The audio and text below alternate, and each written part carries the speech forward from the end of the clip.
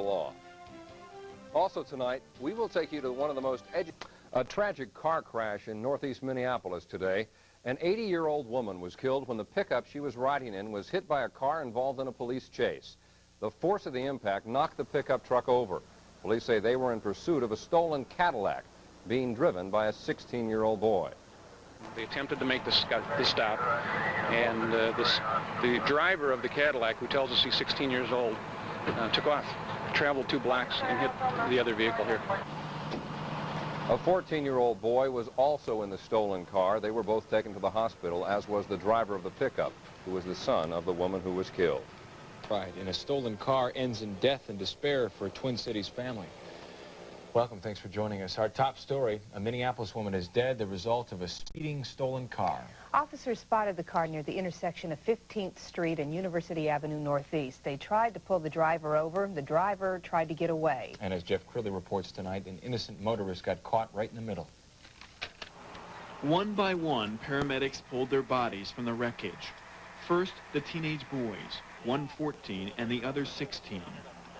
And then the bodies of the people in the pickup they hit. The 47-year-old driver who survived the crash and is now in serious condition, and his mother who was riding in the passenger seat and who was killed on impact. It all started around 2 this afternoon when police recognized the Cadillac the teens were driving as being stolen. The assisting squads got in position to try and make the stop. And it's at that point that the occupants of the stolen vehicle attempted to run. Police administrators hesitate to even call this a chase. They say they turned on their red lights and sirens, and just seconds later, the suspect vehicle came crashing into another. And I guess they landed over there, yeah. Many neighbors had a horrifying front seat to the crash. Most are left with the same feeling of senselessness. And the black one, the car was innocent, and it didn't have nothing to do with it. And then that gray car just crashed into the black one. One of the teenagers is in serious condition at the Hennepin County Medical Center. The other was treated and released into police custody. For the suspects, it was a brief joyride, but police say it promises to cause the victim's family a lifetime of pain. Jeff Crilly, Channel 5 Eyewitness News. The victim has been identified as 80-year-old Lily Richards. Her son, 47-year-old Wayne Leake, remains hospitalized in serious condition tonight. The car tried to escape from police this afternoon and killed an elderly woman in the process. An officer spotted the boys driving a stolen Cadillac this afternoon in northeast Minneapolis. When police tried to pull them over, the boys fled. As KARE 11's Dave Wildermuth reports, they only made it 2 blocks before smashing into an innocent family's pickup. It's a senseless story with an ugly ending, and from the air, it's clear the victims caught in the middle never knew what hit them. And I saw the gray car, speeding, and the squad car was the noise, And that's when we heard it, and all of a sudden we heard a big bang. And we looked, and there was that gray car and that truck flipped over. I go, oh my God. Police say 2 juveniles, 16 and 14, from Fridley and Champlin, were driving this stolen Cadillac. It apparently came from somewhere in the city of Ramsey. When it came into the sights of a police squad, the boys were driving near 15th and University in Minneapolis. The police were pulling them over when the teens hit the gas, blew through a stop sign, and crushed a pickup. There really wasn't any chase to speak of. They attempted to make the stop about 2 blocks back, and the occupants of the Cadillac took off and made it for 2 blocks before they hit another vehicle. An 80-year-old woman in the flip truck was killed. Her 47-year-old son, the driver, taken away in serious condition. The 2 teens were also injured. Emergency crews carted them away on stretchers with visible scrapes and cuts. Police say they don't even know if the boy driving had a license. They do know he's in serious trouble and may now face vehicular homicide charges. Dave Wildermuth, KARE 11 News, Minneapolis. And authorities have now identified the victim as 79-year-old Lillian Richards of Minneapolis. One of the teenagers has been treated and is now being held in juvenile detention. The other is hospitalized in stable condition. Good afternoon, everybody. Randy Shaver has the day off. Today marks the 1st anniversary of the death of 79-year-old Lily Richards. She's the woman who died suddenly when her truck was caught in the middle of a police chase in northeast Minneapolis last August. As KARE 11's Sylvia Thomas reports, the family says a tragedy like this can happen to anyone. A year later, it's still hard to hold back the tears. It's been tough for the family of Lily Richards. 1 year ago today, Richards died in a tragic car accident. The pickup truck she and her son were in flipped over after their truck was struck by a boy who was driving a stolen car. He was being chased by police. Richards and her son got caught in the middle. I think we only could have been safe that day in a tank. We're talking a '78 Cadillac, possibly doing 45 to 50 miles an hour. I would have been safe in nothing. Today, family members and friends gathered at the same intersection where the accident happened to remember Lily. They prayed for her and tried to remember the good times. Her kids say she was always there for support. I have a big family. There's 10 of us that live with me. And I guess if I didn't talk to her every few minutes, I couldn't keep going. She'd always say, hang in there, Cheryl, you can do it. What's most upsetting to the family is the senseless way in which their mother's life was lost. Police chases are legal in the state, but they're hoping that the loss of their mother will force officials to impose tighter restrictions on police chases. I think it got too out of control, and because of it, a life is lost, and that's not fair. City officials have told the police that the police were just doing their job and they acted responsibly. The family still believes the chase could have been handled differently. As for the juvenile who was driving the car, he's serving a 10-month sentence. Joan, back to you. Okay, thank you very much, Sylvia. Today, a Minneapolis woman died after the pickup truck she was riding in was struck by a stolen car whose driver was fleeing from police. The 16-year-old driver was sentenced to 10 months at a juvenile detention center, but for the family of Lily Richards, the sentence has been much worse. Life without a loved one. In times like this, it's hard to say goodbye. A year to the day, to the hour, to the minute of the crash, friends and family of Lily Richards gather on the corner where it happened for prayer and protest. Prayer for their loved one lost, and protest for the way in which she died. And I would like to think that my mother's death would count. August 28, 1992, Wayne was driving a pickup truck with his mother in the passenger seat when two teenage boys being chased by police ran a stop sign. Lily died at the scene, Wayne was seriously injured, and the two teenagers were hospitalized. One is currently spending time in a detention center, but for Lily's two sisters, the punishment doesn't fit the crime. We sure hope it happens, that they do something and think about something. We thought we maybe should have got a bigger sentence than they did. I don't think they got enough for killing somebody the way they did. Today's memorial service included a yellow ribbon, flowers, and signs held by children who no longer have a grandmother. My mom wasn't only my mom, she was my very best friend. Cheryl has stayed sober for 6 years, thanks in large part to her mother. Now that her inspiration is gone, every day is a challenge. I talk to her every day, and had a real hard time this whole year, but I've made it.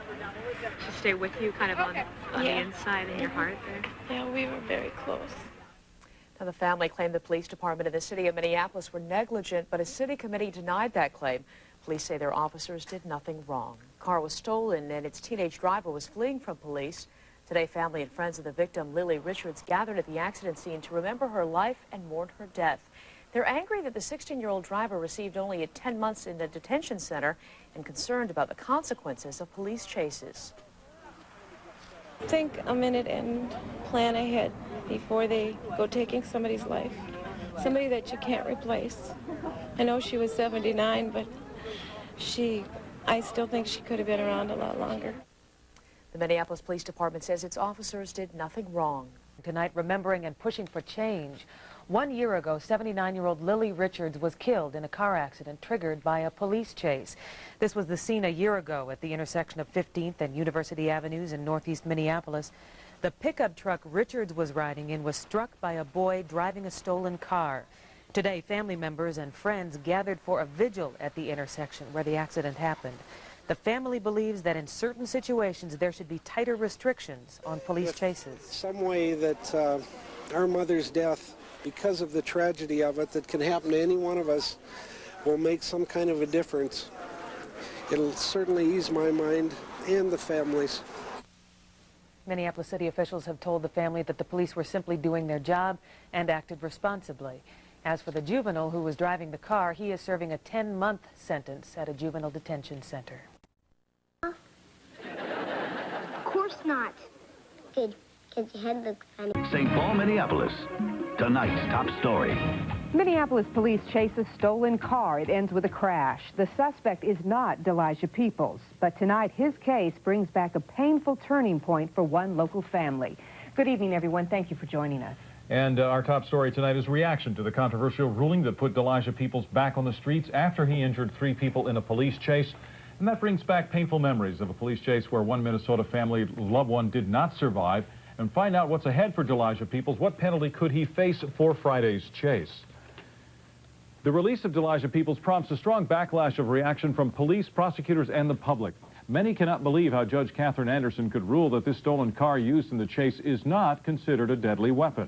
He used the vehicle as a weapon to ram himself out of 2 situations where he was pinned in by traffic. I think it was clear that the vehicle was a weapon in his hands. He deliberately maneuvered the car in a way to cause substantial harm to the motorcyclist, and he did it understanding, knowingly, and with intent. It was the judge's interpretation of the book, but I'm sure to the lady and the motorcyclist that was a deadly weapon that came across them. Yes. Would you not agree with that? Peoples is free tonight, having posted the required bail, but he must report to court officials twice a week. Are there lessons to be learned from the handling of this incident? A Minneapolis family who's been through a chillingly similar incident believes there are. Mike Binkley joins us live from Minneapolis with that story. Mike? Angela, listen to this scenario. A young man in a stolen Cadillac is being chased by police on a Friday afternoon in Minneapolis. I'm not talking about downtown last Friday. I'm talking about this intersection, 15th and University Northeast, less than 2 years ago. And the victims can't believe the ironies. Okay, we are recording. This is September 3rd, 1992. Wayne Leake has most of it on videotape. The fingertips that were amputated after the crash, the surgical scars, the wreckage of his pickup, and now 2 years after the crash that also killed his 79-year-old mother, he has this bumper sticker. A vehicle is no different than a handgun in the wrong hands. As far as I'm concerned, they meet the same criteria. Wrong people, wrong hands, you're going to have problems. In August of '92, a stolen Cadillac was in the hands of a 16-year-old, speeding away from Minneapolis police right into the path of Wayne Leake's truck. I had maybe a handful of seconds that I seen my mother take her last breath. Her face was up against the rearview mirror, and mine was just inches from her because that's all the room there was in the cab. And when he sees news reports of more high-speed chases, more people hurt, he gets sick. I start seeing the whole picture again, and what's the necessity? Why is it so important to get that stolen car? He and his family figure there haven't been enough victims yet.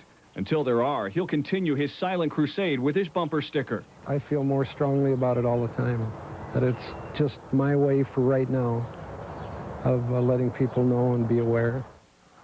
Now, in their case, the 16-year-old driver received the maximum sentence, 10 months in a juvenile detention center. This family thinks some policies need to be revised and some penalties toughened. Angela? Mike, does the family put some of the blame on the officers involved in that chase? Not necessarily the officers involved in the chase because, of course, they're just following the policy that's laid out for them, but they do believe the policymakers need to look at this and perhaps put some limits on these types of chases in the future. All right, Mike, thank you. So what is the next step in the Elijah Peoples case? Well, here are the plans for Peoples. He is free until his next court appearance on June 8th. If convicted, he faces a maximum 20 years in prison. While he awaits his court date, he cannot drink alcohol, he is banned from driving, and Peoples must live with his parents here in the Twin Cities. So to recap tonight, police, prosecutors, and many in the public are outraged tonight with the decision to release Elijah Peoples. Reducing the charges stemming from that high-speed chase raises questions about whether cars can be considered dangerous weapons. We will continue to update you on this case. Dozens of Minneapolis residents are evacuated from their homes tonight as a propane gas fire said that on the grandstand for a gathering of the power of family comes together in an unforgettable way today on the streets of Minneapolis. Also today, we hear a surprise announcement from a Kennedy. Therefore, I've decided not. Driving a stolen car and a high-speed chase began. It ended in the death of an 80-year-old person, Lily Richards. Now, today, her family is mourning the anniversary, while at the same time trying to make a point. Well, we do this every year. My mom was killed here 5 years ago today. Honk your horn if you agree! Police chases kill!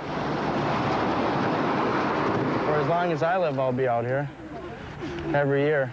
I see a few police cars go by and stuff, and I still get an awful feeling when I see one. Some of my kids don't understand why I keep doing this. They said, Mom, it's over. She's been dead, you know, 5 years. And I just told them, well, they're still doing these chases. People are still dying.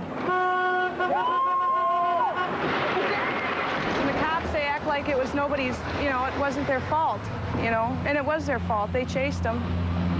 And there's kids around here, too. If it wouldn't have been her, it would have been somebody else. Doing it because that's all I have left to show for my grandma, show respect for her. Doc, if you agree! We just want to keep it in the forefront. These things do happen, and families like us still want to make it known that it could be any of your families that this could happen to. There has been one change in the law regarding high-speed chases. As of August 1st, it is now a felony to run from an officer. Police hope that will keep the number of chases down. Meteorologist Dave Dahl is watching. Cheryl Krause and Wayne Leake gathered at the intersection of 15th and University Avenue North in Minneapolis to vent their anger about the chases. Their mother, Lily Richards, was killed in her son's car exactly 5 years ago during a police chase at that intersection. It was my mom's side of the door that they had hit, so she was killed instantly. My brother even heard the last breathing death rattle or whatever before he passed out. We just want these chases to quit.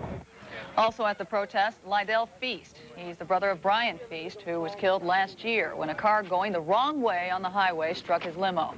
And the report, police were chasing Mike the nation with a program that puts Something goes wrong. So how come even the most visible examples from Minneapolis are missing from the state's records? At best, I suppose it's a lazy bureaucrat, but at worst, it's a cover-up. Next, the problems with police paperwork that could affect your safety. Every year, all those agencies are required by law to report every police pursuit to the state. Those reports are absolutely crucial to developing pursuit policies that protect the public. After months of investigating police records, Channel 5's Tom Hauser found the state's largest police department is violating state law. Northbound on Stevens. Just blew the stop sign at 26. It's going to go the wrong way, northbound on Portland. Minneapolis police pursue 2 auto theft suspects on a Sunday afternoon in 1996. I just tried to cut off a driver here, tried to cause an accident. The chase is about to take a deadly turn. They're flipping me off, don't care, it's 2 black male occupants. After a wild 5-minute chase through city streets, the suspects flee the wrong way on Interstate 94, with 4 Minneapolis squads in pursuit. Going westbound in the eastbound lanes of I-94. Among the dozens of people in danger of a head-on collision is 38-year-old Brian Feist in a Lincoln Town car. Put the car head on here, head on. We got an accident. Ambulance rescue code 3. Brian Feist was killed instantly. A 39-year-old limo driver in this maroon Lincoln. That deadly high-speed chase was the biggest story in the Twin Cities for several days in the summer of 1996. But if you check state records today, you'd never know it happened. Since 1989, state law has required all law enforcement agencies to report every police pursuit to the Minnesota Department of Public Safety, including details like length of pursuit, charges filed, injuries, and property damage. I think it's vital. It's vital to report this from both a professional perspective and the good public policy perspective. But an Eyewitness News analysis of Minneapolis police pursuit records indicates the department is violating state law. From 1993 to 1997, Minneapolis police reported to the state 584 pursuits of fleeing suspects. But our examination of their incident reports reveals at least 1,260 chases, more than double the number reported to the state. I can't imagine anyone trying to hide this because the pursuits are visible evident of Public Safety Commissioner Don Davis can't explain the huge discrepancy. I find these statistics very troubling. I really do. Neither can State Senator Ember Reichgott-Young, who authored the law that requires the reports. I don't know how to explain this. Nor can former Minneapolis Police Chief John Laux or current Chief Robert Olson. I don't want to doubt your numbers. I just got to find out what we're doing here. Every time I hear a siren, I think about my son lying dead in the car. Dorothy Feist's son was killed in that 1996 crash. The two suspects were seriously injured. But if you check the state files, you wouldn't know about the death or injuries. Minneapolis police didn't report them. In fact, in 1996, they reported no police pursuit deaths, 2 injuries, 96 vehicles damaged in 110 pursuits. Our analysis of police records shows 1 fatality, 55 injuries, 148 vehicles damaged in 288 pursuits. Those numbers outrage the Feist family. Oh, I think it's deliberate. It doesn't surprise me. It's very disturbing. It causes me great anger to think that they'd let the death of my son go unreported. The dramatic underreporting of pursuit injuries and damage has gone on for years. The evidence is in the police department's own files. From 1993 to 1997, they reported to the state no deaths, 29 injuries, and 458 vehicles damaged. But our analysis shows 1 fatality, 217 injuries, and 563 vehicles damaged. This is the first time that I've ever been aware that there's some difference in the reporting numbers. I hope this is not an indicative of what's going on with each and every agency. Don Davis says accurate reporting is critical to developing good pursuit policies, especially high-speed pursuits, where police actions can threaten innocent lives. The need to know what's going on, how you're responding, and what you're doing is crucial. That's way low. John Laux was chief during the first 2 years of our analysis.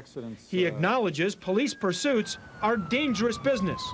We found numerous high-speed pursuits, many on residential streets at speeds of 80 to 90 miles per hour or faster. Often, the chase doesn't stop until there's a crash. I certainly can't explain the discrepancy, but I can, from my experience, say that if there's that many accidents, the number of injuries are going to be higher. Attorney Bob Bennett represents the Feist family in their lawsuit against Minneapolis police. At best, I suppose it's a lazy bureaucrat. At first, it's a cover-up. We need to find out why these reports are different than these reports. I will guarantee you that the legislature will be looking at this again next year. I have this picture in my mind of this horrible crash where Brian was killed. As for Dorothy Feist, she wants Minneapolis police to at least acknowledge her son's death. I have that picture to carry for the rest of my life.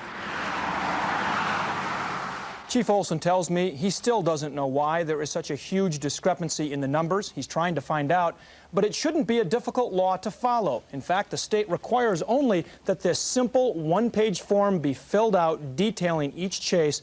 But as you saw, half the chases that we analyzed did not make their way onto one of these sheets and therefore never made it to the state, giving us a very distorted picture of how many cases are actually happening. It's an impressive documents, but still some might argue, what's the big deal? These numbers we're talking about. Why is it so important that these chases get reported? Well, for one thing, it is required by law, but beyond that, it's critical to know how many people are being injured or killed, how often the public is being put at risk, because it's the only way that you can develop a policy, each department, that will protect us all. And speaking of policies, now tomorrow night we are going to continue our investigation and take a look at the Minneapolis pursuit policy and show how our investigation indicates that policy is often ignored. And actually, your numbers may be conservative. I think they are conservative. Some of these reports are so sketchy we couldn't figure out what exactly had happened.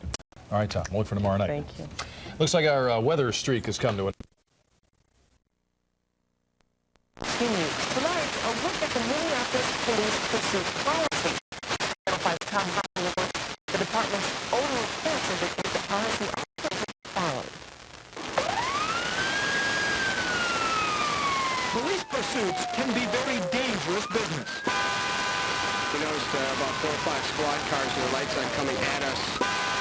Shoots his gun 6 times, jumps back in, starts chasing cars in the middle of the shopping district. These are extremely dangerous situations, and this chase had just been called off. But according to records uncovered by Eyewitness News, Minneapolis police regularly call off chases. In 584 police pursuits Minneapolis reported to the state in the past 5 years, they acknowledge only 4 were called off at an officer's discretion. I'm very surprised by that number. Don Davis is the state commissioner of public safety.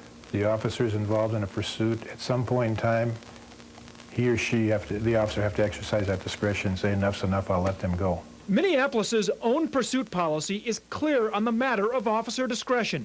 It dictates that officers shall not continue pursuits that pose an unreasonable risk to the officers and/or public, and cites risks due to weather and road conditions, along with vehicle and/or pedestrian traffic. Yet we've found dozens of cases where the public was clearly at risk while police chased auto thieves and traffic violators. If it's a minor violation, you don't have to get people killed for that. Lydell Feist's brother Brian was killed by an auto theft suspect in 1996. The suspect was being chased the wrong way on Interstate 94 by 4 Minneapolis squads. There are times you need to cut a chase when the safety of the public is more important than the chase.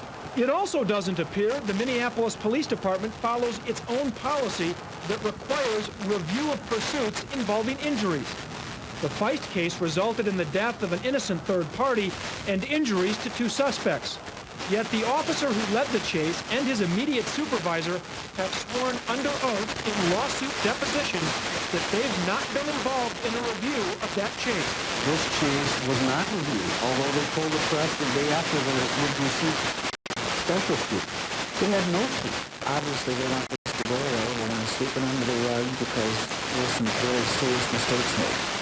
Tom Hauser, Channel 5, Eyewitness News.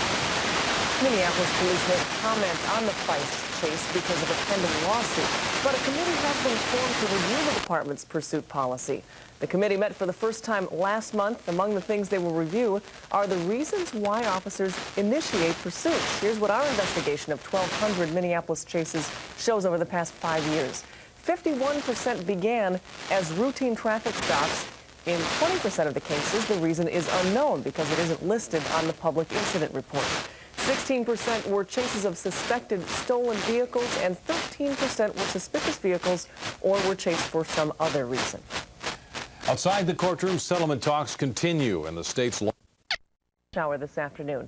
Here's what the scene looked like from Skywitness 5 with Power Eye. Police say the driver of the white car fled after robbing the Valley Lounge in Eagan at gunpoint.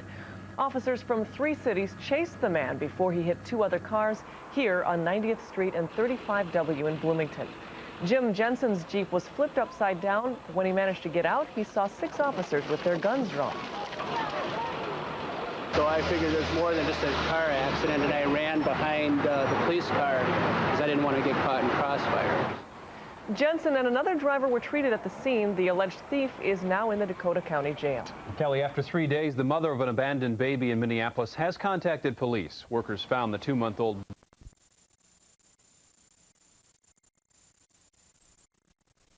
It was a necessary stop, but at the wrong time. Tonight, a family grieves the loss of a loved one after a hit and run, while another understands what that family is going through and hoping future unnecessary deaths will stop.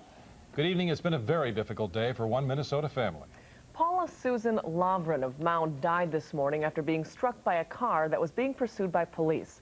Her life was cut short when 19-year-old Mantu Craven led Minneapolis police on a chase just around midnight. It began at 4th and Broadway. The chase continued until Craven allegedly struck Paula in the Lowry Tunnel. That's where he was arrested. Paula was apparently outside her stalled vehicle when the accident happened. A friend of hers had just arrived to bring her some gasoline. Her friend was critically injured. Paula was killed. One Metro family knows what it's like to have a loved one killed in a police pursuit. They experienced the heartache when their grandmother was killed in 1992. Channel 5's Katie Boo talked with that family about their crusade to stop these types of accidents from happening again. Katie? Kelly, it'll be 6 years on Friday since Cheryl Krause's mother died. Her mother was in the wrong place at the wrong time when a police chase ended in a crash, killing her. Krause says as long as innocent bystanders die, she and her family will protest high-speed chases. Sheila Berry's touching up her homemade signs. Her family carries them every year on the anniversary of her grandmother's death. What started as a police chase ended her grandmother's life when officers chased a stolen car until it slammed into the 79-year-old woman on August 28, 1992. It still hurts. You know, it's still there. Cheryl Krause initiated the annual protest against high-speed police chases. Here's the family last year at University and 15th Avenue, the accident site. Some people think that I'm out of my mind. You know, why do you keep doing this? It's over. Even one of my grandkids said here a couple years ago, why do you keep doing it, Grandma? Your mom's been gone. I said, Tony, they're still chasing people. People are still dying. Krause hopes the protests draw attention to dangerous and deadly police pursuits. I still think there's got to be a better way. There's got to be something else they can do. Krause believes police could initiate better radio communication or set up roadblocks instead of chasing suspects through the streets, endangering others. It's not worth it. Honk your horn if you agree! Like last year and the years before, Krause and her family will be on the corner again on Friday, hoping others support their quest to stop high-speed police chases. Until it hits home, somebody close, it's easy to sit on the other side and say, you know, they were doing their job, they were doing their job. Now, Krause blames police for her mother's death and the juvenile driver, who she says served only 9 months in jail. Katie, what do you know about the 19-year-old involved in this morning's crash at the Lowry Tunnel? Well, police arrested Mantu Craven as he tried to run from the scene, and he faces several charges, including criminal vehicular homicide. Police suspect drugs and alcohol and say Craven was driving with a suspended license. All right, thank you, Katie.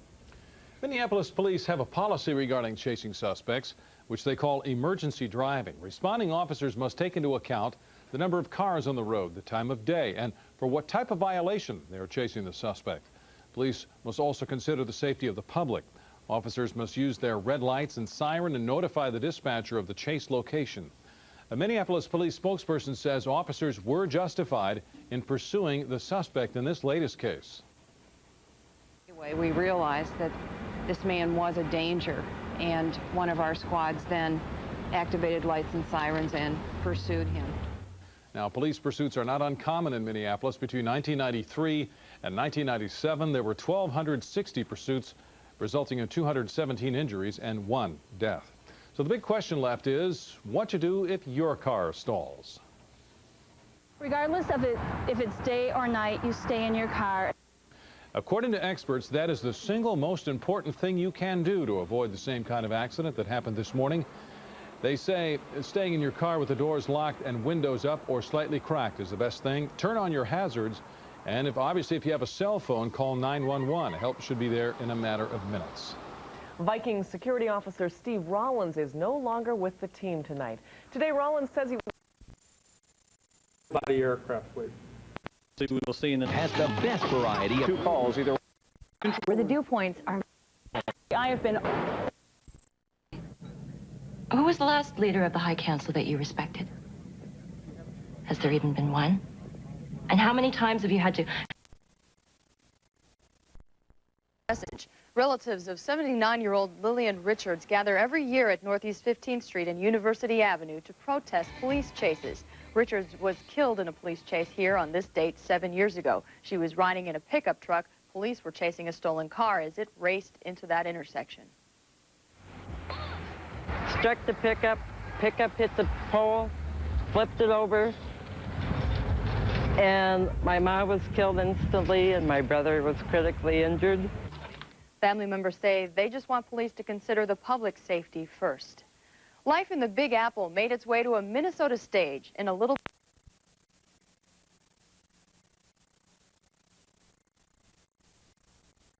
of people were hurt and hundreds arrested in street battles that would later be called a police riot, mirroring the division inside the convention hall over what to do about Vietnam. Mark Less, CNN. Coming up, Boeing's biggest union gives the nod to a contract. Has made a difference. Officers on bikes and on foot have a stronger presence than those in a Minneapolis killed in a police chase at Northeast 15th Street University. The pickup truck she was riding in was struck by the stolen car officers were chasing. Richard was killed instantly. His family wants to stop dangerous police chases. With stolen car, burglary, or whatever the case may be, they need to stop and look at the safety of other people. The family holds this vigil every year on the anniversary of Lillian Richards' death. If you haven't received your sales tax rebate check yet, it's time to call the State Revenue Department. 98%